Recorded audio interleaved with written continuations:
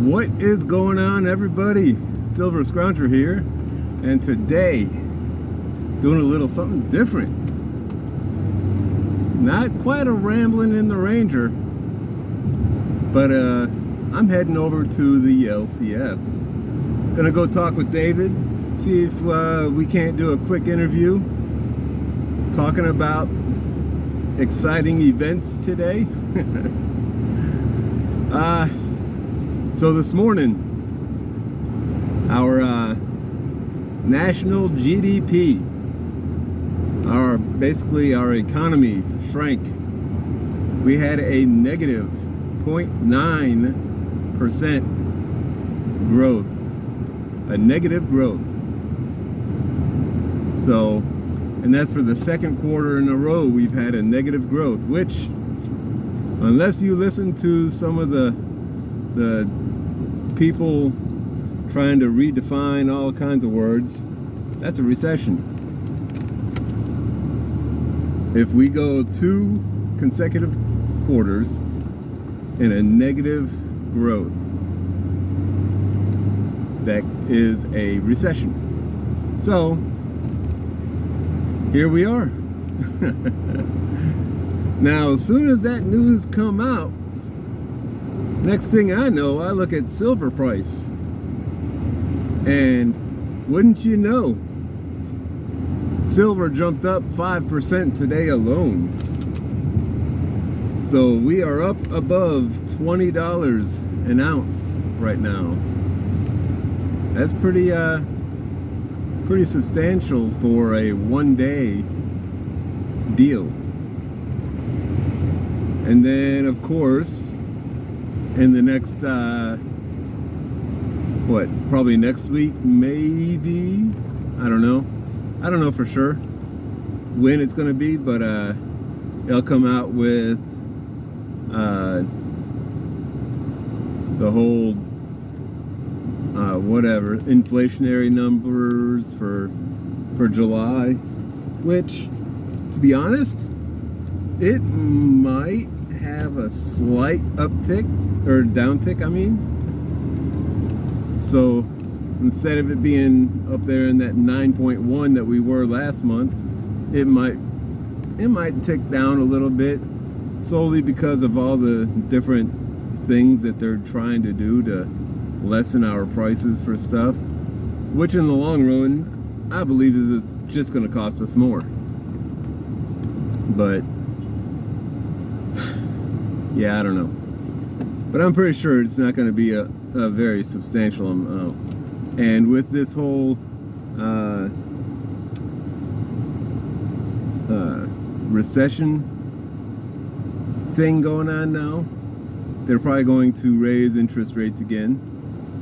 And we'll see what happens with that. I've heard that due to interest rates raising, the housing market has really slowed down. Like, there's been a big U-turn in buying of houses. So, because I swear I heard it was like, you know, the average was like 5% now for a mortgage, which thankfully I was able to refinance mine right before all this happened, and I'm at half of that. I think I'm at like 2.4, so that's good news. But that's just me rambling on about my finances.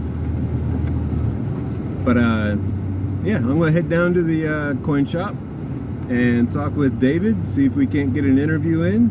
If not, I'll see you back in a few minutes. Well, apparently I didn't get the interview this afternoon. I got to the shop and David was swamped. I mean, he had so many people in there that there was standing room only. It's not a big shop to begin with, but yeah, he had a couple of people in there selling stuff, buying stuff. In fact, he even asked me to lend a hand. Asked me to help him sort through a bunch of constitutional that someone brought in. So we went through all that and whatnot, and before I knew it, I had to get out of there. Got to meet up with the family and go have some dinner. But this right now is Thursday, July 28th, I think. Yep. And I am going to have this a to be continued. So it's going to be just a second for you guys, but it's going to be Monday for me when I come back to do an interview with David, talking about things, and we'll see how that goes then. But until then, I'll see you later. 4 days later. All right, so as I promised on Thursday, yes, that we were gonna, or I was gonna get back over here to be able to do a interview with David. Senor David. Yeah, who just recently has gotten his own very special. I don't think those are mine, are they? No, they're not. Where's Here's mine. Look at that. He's putting out only the wrong cards. 10 years late. Yeah, 10 years into the deal. We've been waiting for our order to be completed. And he finally gets his own card. All right. So people stop asking me if my name's Damon, my dad's name. So here we are at DNS Precious Metals. And unlimited. You got to get that in there. DNS Precious Metals Unlimited. Anyway, so I tried to get out here on Thursday when the news broke about our second quarter of negative GDP growth, which in all reality, and according to most economists, that is a signal for us being in a recession. So yeah, supposedly. Yeah, supposedly. And I figured I'd come by and see, since it's been a few days and everything, does it seem to feel like we've entered into a recession? Things have been the worst they've ever been. No, it's not. I mean, not really. I would say things are pretty much the same. The buying and selling patterns have been the same. There's been no rush of people coming to sell. I think a big part of that too is just the current silver price. On even if people need money, I think they're very hesitant to sell with the prices being as low as they are right now. Although they have improved. Yeah, you mentioned silver price right before they mentioned the recession and everything. It was at like 1850 or so, think, yeah. And within that day it jumped up to $20. Yeah. And then it's still rising. I think it's at $20.30 right now. Right around there, 2032 or something. Yeah. So it's gone up because of that, and I think we're due for last month's inflationary numbers coming up either this week or next week. So we'll see how that's going to affect the price of silver. It will for sure, yeah. And whatnot. So now, going along with silver price and everything, there's been a lot of news happening, or a lot of talk going on. Apparently there's a billionaire here in Texas that just suddenly bought 900,000 American Silver Eagles, along with other stuff too. But the big news is on that 900,000 American Silver Eagles. And that's an insane amount of Silver Eagles. And I was just wanting to see what your thoughts were on that. It is an insane amount. I mean, like put it in perspective, I know in 2021 they made 1 million estimate Silver Eagles. So like about almost the entire supply if it was from 1 mint, which is really and that was the full year. Astronomical, yeah. And there's a lot of years. If you look at the mintages for those Silver Eagles, there's a lot of years where there's not a lot more than 1 million. I mean, some years are more than others, but you know, obviously somebody like that who's buying that much, it has to be a calculated buy, and they have to have a reason. People like that have a lot of financial advisors and people who work for them, helping them make these decisions. But obviously, she has a team of people who came to the conclusion that this was something that they should do. Yeah, and I mean, I don't know how many people that watch my videos know what a monster box looks like, but it's a pretty square. It's like this big. It's about what 16 or 18 inches. Yeah, it's about 16 inches wide. And deep, and then Yeah. like 8 inch, not even Yeah, 8 not inches, even that. 6 like inches maybe. 6 inches tall. But imagine one of those boxes times 1,800. I know they're heavy. They're very heavy when you pick them up. I mean, that is a ton to store. We've bought a lot of monster boxes from not just Silver Eagles but other coins. When you talk about buying monster boxes of Silver Eagles, those are like there is higher premium monster boxes you can get, I'm sure, for like specialty rounds. But there's not a lot. There's not a lot that's higher premium than that stuff. And obviously maple leaves are kind of on par with them, a little bit less. I think you can get those boxes for. But yeah, it's really quite baffling that they would have purchased premium silver at that price. And I mean, even if they got them at 28 or 30, they're still a ton of money. And really, in like premiums right now on Silver Eagles being at $36 a piece, let's say average, that's only in the last 2 years since COVID started that's really existed. Prior to that, Silver Eagles carried a regular premium of $4 or $5 at the most, but most of the time you can get them for around there. And so really, you're hoping that these premiums will always stay, which I think they are here to stay. I just don't know if they're you're still talking about a $16 premium. I don't know. It seems like a big risk to take in not much physical silver, but obviously, like I said, they're getting some sort of advice and must have been alarmed enough at something going on to buy this and already place the order and pay for it. Because with that many Silver Eagles, the person fulfilling this hasn't even fulfilled the order. They actually have to source them from a lot of other people because it's so many, and I'm sure she's gonna get a plethora of years for that stuff. Oh yeah, I can't see them all being 2022s. That's for sure. No way. Because she'll be getting a lot of 2016s because that's a real common year, and the 2019s.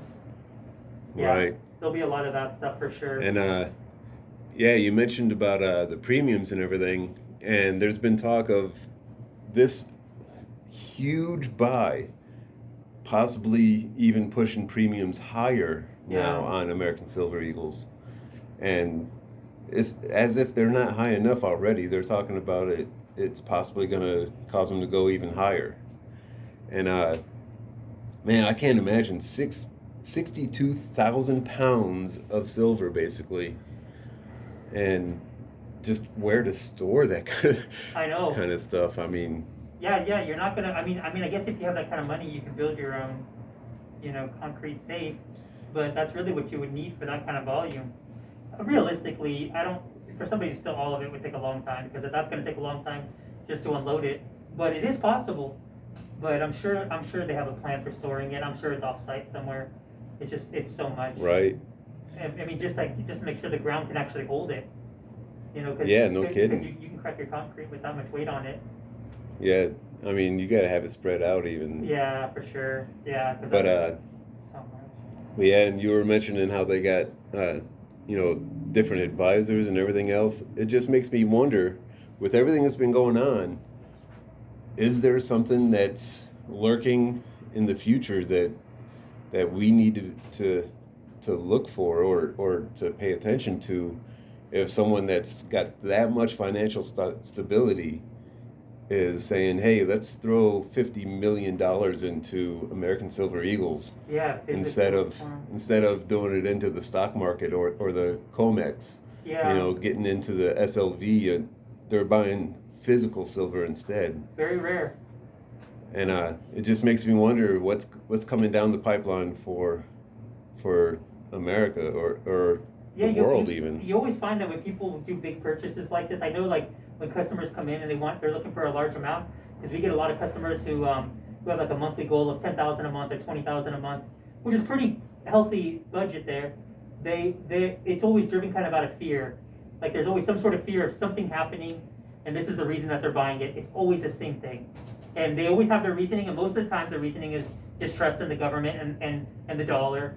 And I imagine at least part of their decision is that same thing. Obviously, there has to be a larger decision than that with that kind of volume, but certainly that has to make up a big portion of their decision, because people only make purchases like that really if they're a little bit scared, especially so suddenly. Maybe they were planning it out, but I doubt it. I doubt they were planning that for a long time, because the market shifts so much. It was kind of an odd time to buy. Yeah, especially with how the premiums have been so high for the last 2 years. Yeah, exactly. And it's just, I mean, it's weird how it all comes together at the same time as the inflation numbers we have, and the recession that we're supposedly in, and then this happens, and it's just like, what's going on? Yeah. So I remember years ago I had a customer who came in and she had a bunch of Silver Eagles, and she was like, the inflation numbers are going to be released tomorrow. She said the price is going to shoot up, and I was like, yeah. I was like, we're not an investment firm, so we're not here to take a chance on that. She's like, she tried to get me to buy it like at the time, Silver Eagles were barely selling for spot. Nobody would pay much more than spot because the premiums were so high. And I offered her like $2 under spot, which at the time was real fair. But she just insisted. She was like, I'm telling you, silver's going to jump up $3. And I was like, sure it will. Monday came after that, and in fact, that's exactly what happened. I checked it that morning. It jumped like 280. It was like the biggest gain I had seen. And I remember thinking, that woman's going to come back in and come in here and talk trash to me, because she was definitely give you right. the biggest "I told you so." Because I didn't believe it. I was like, there's no way.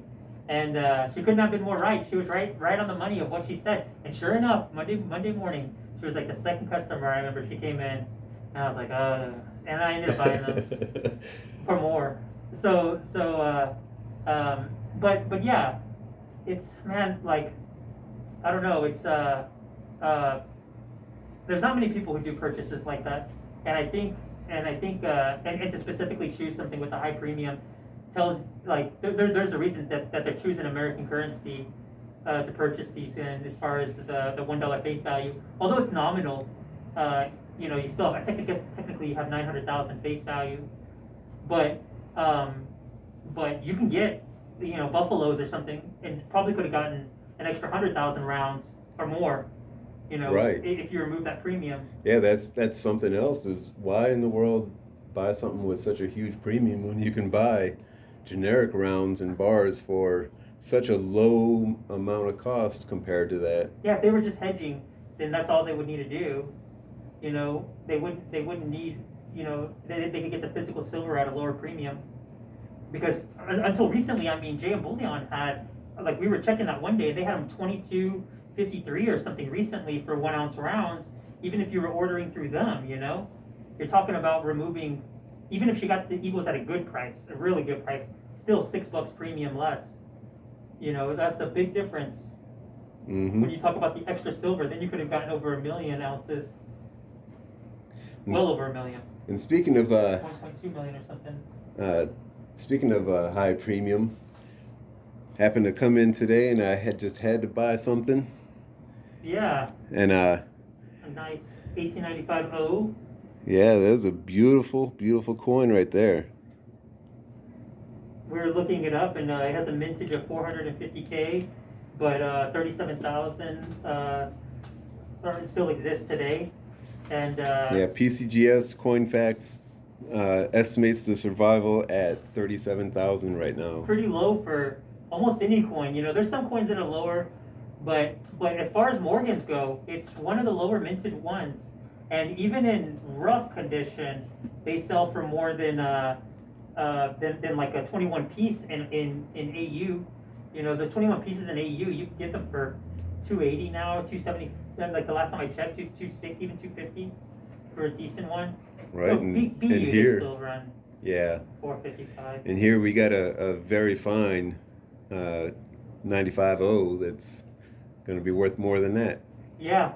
Yeah, a lot of Carson Cities, 81S, 81 Carson City, and 82, 83, 84, 85 that you can get in, about the same condition. If you had it in the same condition, you can get those for, I don't know, $100. You know, it's like, it's really amazing that coin goes for as much as it does. But also, those coins are higher mintage. Most of them are than that. Yep. Yeah. So, but anyway, we covered just about everything, and we're gonna get out of here. Yep. Go get some dinner, and David can close up shop. Yep, end of the day right now. So we'll keep an eye out on what's going on with silver and those eagles. And hopefully we're all alive this time next week. Right. And we'll see what happens. So, gonna get out of here. See y'all later. All right, everybody. Got back home from the coin shop after having that great interview with David from DNS Precious Metals Unlimited. Gotta have that in there. And I figured I'd show off the few things that I did buy while I was there. So, start off with some little ones here. Nothing crazy. A couple of barber dimes, well worn. Pretty much junk silver, but still some nice, what is this, a 1914 Denver and a 1911 Denver. So got those. Then I got a Seated Liberty half dime. Let me see if I can get this thing to focus here.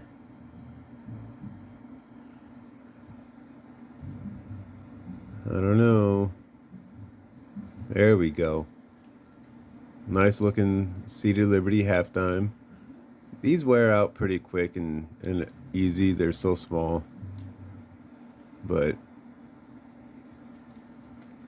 there it is. Not bad. Nice little half dime. I always love picking up half dimes when I can. Then, getting into a little bit better looking ones here. 1875 Seated Liberty dime, which you can tell it's been cleaned. And I don't know what that is, but that's not anything of my concern. But you can see there's a scratch in there. But it's been cleaned as well. You can tell just by how dark the rim there is, all the way around and around the letters and the date. So, but I think it looks really cool that way, as far as how it looks. Then I got another seated dime. This one is pretty original. Come on. There we go. See if I can't get a better look at the date. 1858. This one's in pretty good shape. Not bad at all. Pretty nice. So got that. And then the one that you already saw earlier in the video, the biggin. 1895. Oh. And this has got a very low mintage. And I think this is probably a VF. So pretty nice coin. But those are what I got from the coin shop today. And the interview went well, I think. Some great stuff to think about and ponder on. So I'm going to get out of here and enjoy my evening. Got a lot of work to do, getting some stuff logged and paperwork done and whatnot. And then I'm going to go ahead and enjoy some dinner and try to get some sleep tonight, finally. So until next time, this is Silver Scrounger saying thanks for watching and keep on stacking. I want to thank everyone for watching my video. It is greatly appreciated. If you enjoyed it, found it informative or entertaining, please hit that thumbs up button by liking the video. Also, comment on what you think about anything discussed. I'm always interested to hear other people's thoughts. Until next time, this is Silver Scrounger saying thanks for watching and keep on stacking.